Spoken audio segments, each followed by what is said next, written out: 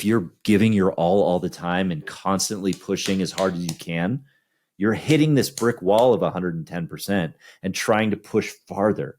And that is an act of willpower, and willpower doesn't last. Discipline lasts. Hello, everyone, and welcome to the Flow Over Fear podcast, where it is our mission to help you to rise above fear and realize your ultimate potential in leadership and life. I'm your host, Adam Hill, and it is my goal to share with you the human side of high performance. My guests share their experience with fear, anxiety, struggle, challenge, and most importantly, despite all of it, how they rose above it to achieve incredible results. So, if you're ready to rise up, let's get started. Hey everyone, and welcome to Flow Over Fear. And last week, I talked a little bit about some of the obstacles to your dreams and how to overcome those. And one of those things was this idea of staying disciplined and staying consistent, which led me to talk a little bit about the 80% rule. And I wanted to dig in a little bit more into that today by sharing 3 reasons why you need to stop giving your all, like why you need to stop giving everything you've got all of the time. And this is an important lesson because many of us get trapped and many of us get sucked in to this idea that we need to give 110% in order to be successful, that we need to go hard or go home or stay hard or do all these things to really, really succeed. And nothing can be farther from the truth. I mean, what we sacrifice when we give everything we've got, our time with our families, our health, our best selves, our mental health, our welfare, it's incredible. I mean, and that happens on a lot of different ways. It happens in fitness, it happens in our business, it happens in our lives. And the way we can get around all of that is by not giving our all the time, and instead giving 80% consistently in whatever we choose to do. That gives us more energy. It gives us more capacity. It gives us a greater ability to pursue the things that we love. And in order to demonstrate this, I want to share with you a story about the Iron War. This, if you don't know what it is, if you're a triathlete, you know exactly what this is. Right when I said the Iron War, you know exactly what I was talking about. The Iron War was a race between Mark Allen and Dave Scott. But there's a pre-story to that preempts it a little bit. And it involves the many Ironman World Championships that occurred before it.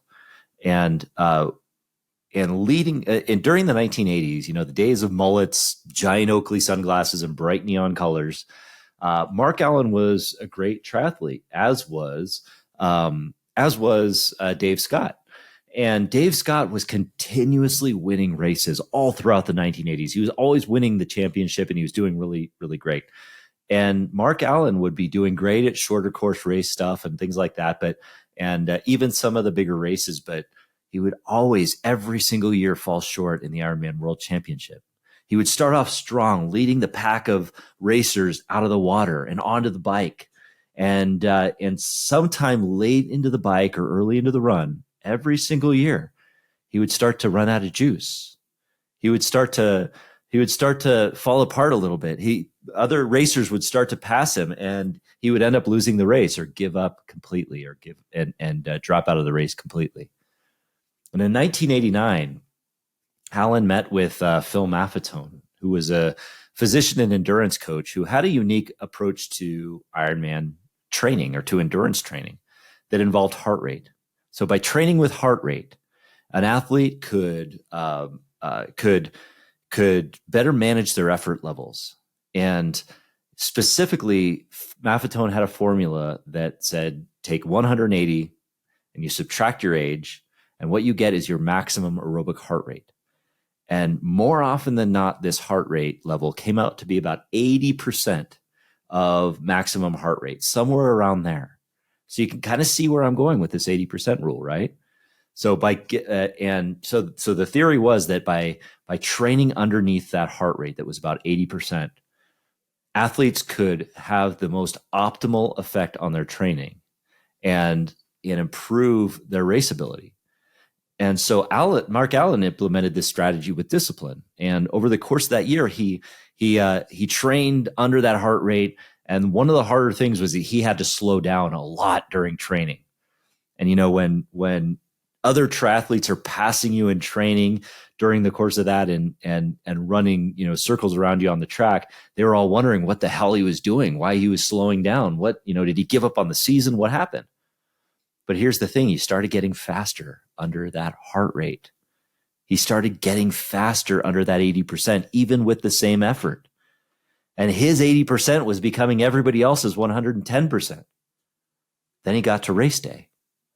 And on race day, he matched Dave Scott step for step throughout the entire race. It was the most amazing race ever because they were literally head to head the entire time until the last 5 kilometers.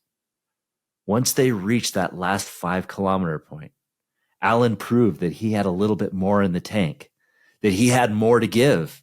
And he put the hammer down and he started running faster, and he dropped Dave Scott 5 kilometers to the end, and he won the race in world record time. His 80% became everybody else's 110% so that he could tap into that extra 110% when he needed it most during the race. And then he proceeded to win the next 5 world championships after that. And there's a lesson in all of that. That when you have the urge, or when you're given the message that you need to give your all the time, don't listen to it. And instead, give 80% consistently, because that's the path to success. That's the path to results. And that doesn't just happen in triathlon. It can happen in anything. You need to give yourself the capacity to rest. So the 3 reasons that I want to share today of why you want to stop giving your all the time is because, one, when you do that, when you give your all the time, and it is, and I'll say that for everybody, it's an impulse for us to do that because we want to feel the burn. We want to feel it right away. It's exciting at first, so we want to keep doing it. There's this conceptual model that I have that is basically a vicious cycle, and it starts with with the dream that you have, right? That you have this dream and you start taking action on that dream. And when you do so impulsively or without a plan or while giving into this idea that you have to give your all the time, one of the things that we want to do is we want to make sure we feel it right away. We want to make sure that, and because we're excited, we want to give everything we've got right away. We want to give it all. I mean, it's exciting. It actually sends us into a honeymoon phase where we enjoy the journey for a while and we enjoy giving our all up until a point where we burn out. And that's the first problem with giving your all the time, is that it leads to burnout. Even though you want to do it, this is the hardest part about giving that 80% instead, is that at the beginning, it's going to feel counterintuitive. It's not going to feel comfortable. It's going to feel, a little bit too easy for you because you're going to be doing this thing that you're doing, whether it be, starting to run or starting a business or something like that, or whatever it may be. And you're giving 80%, and you're basically saying, okay, that's enough. I don't want to, I shouldn't give anymore so that I could have the capacity to recover and rebuild. That's one of the important parts, and that helps you to avoid the burnout. And instead of when you stop giving that 110% all the time or giving your all the time, what happens is you actually notice something pretty miraculous. The same kind of thing that Mark Allen noticed is that you start to create more energy than you deplete. You actually build more capacity than you use. And you make gradual and significant progress over time. And so that's how your 80% effort becomes somebody else's 110% effort. because you are gradually building your capacity. Whereas if you're giving your all the time and constantly pushing as hard as you can, you're hitting this brick wall of 110% and trying to push farther. And that is an act of willpower, and willpower doesn't last. Discipline lasts. Discipline happens within that 80% range. Willpower happens beyond that 100% range. You want to avoid the world of willpower and stay in the domain of discipline. See what I mean? That's how you avoid the burnout. That's how you get better. That's how you continuously improve. That's how the people that are achieving amazing results now are achieving them. Not by pushing 110% all the time, but by giving 80% consistently. That's how they're achieving it. And then the second thing that happens, the second reasons you want to not give your all the time is because when you keep going through that vicious cycle of burnout and complacency and giving up and all of that stuff, you start to doubt your abilities. You give into your mindset. Your mind begins to reinforce this idea that you can't achieve your goals because you are not making the progress that you want to make. When you hit that plateau, when you're giving everything you have, and you're burning out and your willpower runs out, that's when you realize this immense amount of demoralization. And it leads you to believe that, like, wow, this just isn't for me. I'm not going to achieve it. And it's not because you're not capable. It's just because you were giving too much. You're pushing too hard too soon. And we don't have the governor within us to tell us when to stop. We have to actually be deliberate about it. And we have to do that. So in order to do that, this is where planning helps. Plan your days out to give 80%. Plan your days out to give, to not give your all. Schedule in the rest that you need to make sure you're getting that recovery, to make sure you're getting that adaptation. Because it's when you can actually step back from the work that you're doing, whether it be in fitness or whether it be in business or whatever it may be in, when you give yourself the capacity and the space to take a step back, that's where you have the ability to reset and rebuild. That's where flow comes from. Within the flow is not a constant. The idea of being in flow is not a constant state of working and just feeling in the zone constantly. No, it is a balance. It's actually a microcycle of like of building momentum, getting to this peak phase, and then taking a rest. It's like micro cycles of a bigger macro cycle that comes into each day, where it's like it's kind of a growing sine wave where you're where you build that momentum, you peak, and then you recover, and then you peak again, you recover. So it's more like a sine wave that's going upward, and it's not a linear line that's going upward. That's what we're led to believe, is that this idea that if we give all the time, it's going to be a linear progression. No, that's not the case. We have to be deliberate, plan out, schedule our rest, and make sure that we're building it into our lives. And that's the way that you can actually make sure that you're continuing on that progress and reflecting on it and understanding that you don't have to doubt your abilities.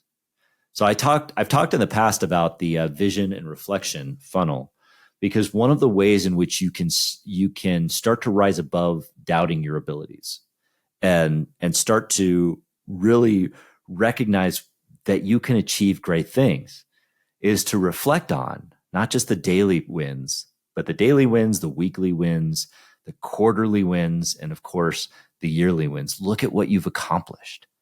A lot of times those just go into the ether and we forget about them. But if you bring them to top of mind, you can create these points of reference and say, yeah, I've achieved that. I can achieve this also. And instead of having to look, now when you're looking at your vision, instead of having to constantly spend all your time frustrated that you're not at the top of the staircase where you want to be, you can actually work your way backward down to the very next step and focus intently on that. And as you work each step, and that small step might be something simple today, Like write a letter to, or write an email letter. Who am I? This is not 1960. We're writing an email to somebody that you need to get a hold of, or make that phone call. That might be that small step that you need to take in the direction of your dream. Focus obsessively on that. That will help you to rise above doubting your abilities, and you'll start to believe in yourself again. And then eventually over time, you'll get to that point where you are at the very step below your dream. And then you just have to take that next step. And then the final thing I want to share with you, that is one of the reasons you need to stop giving your all the time, is that you fail to achieve your true potential when you do that. Even if you continue to push well beyond, your 110%, and you're somehow able to maintain that, you are sacrificing a gift. You're sacrificing a gift because you're not giving yourself the capacity to explore a greater vision.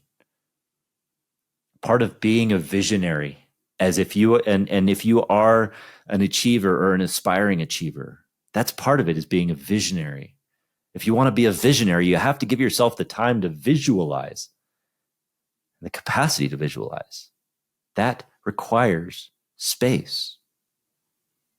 So if you're pushing yourself constantly, you're not giving yourself that space, and therefore you're not reaching what your true potential really is. We reach our true potential when we're able to give ourselves the space to breathe, to consider what's next, to expand our vision, to expand our reach, to find the right people to surround ourselves with, to build the relationships, to enjoy life, to have the adventure. That's where we build it. Your true potential exists in all of the exciting things you do. And this is one of those things that is counterintuitive too. Because over the last many decades, and this is only recently beginning to change, and thank God it's beginning to change, but in the last many decades, we've been conditioned to believe by our superiors that working as hard as we can, giving 110%, is the way that you show yourself that you have a strong work ethic. Think about that for a second. Working yourself to death is a good work ethic. Not giving yourself the capacity or the grace to think or consider or dream or do or enjoy life is a good work ethic. That's just listen to the ridiculousness of that statement. You have to find that capacity within yourself to really contribute to the world what you can contribute. And this is the thing, that giving your all, even in the face of contribution, of wanting to give more to the world, giving your all is not of service to anyone. It doesn't serve anyone. But giving yourself the capacity to think and to rest and to recover and to rejuvenate and to rebuild, do all the re's. That is where you can give the most contribution. Because again, your 80% will become everybody else's 110%. So don't feel guilty about taking the time. Don't feel bad about giving yourself space to think, because you're not neglecting your dreams in that time. You're actually contributing to them. So continue to dream big. Continue to give yourself the space to dream bigger, and pursue those dreams at 80%. Give yourself the capacity to grow. So thank you for joining me today, and I hope to see you next time. Talk to you soon. Hey everyone, thanks for tuning in to the Flow Over Fear podcast. If you'd like to learn more about getting into flow and learn the foundations of flow, I have a free video series on my website at www.adamcliffordhill.com called The Foundations of Flow. Feel free to go there and download it and start your journey to rising above fear and achieving greater flow in your life. And if you like this episode, and I'm guessing you did if you stuck around for this long, then please do me a favor and hit the subscribe button and you will receive notifications when I have new interviews, new recaps, and new trainings that pop up on YouTube. Thanks again for joining us.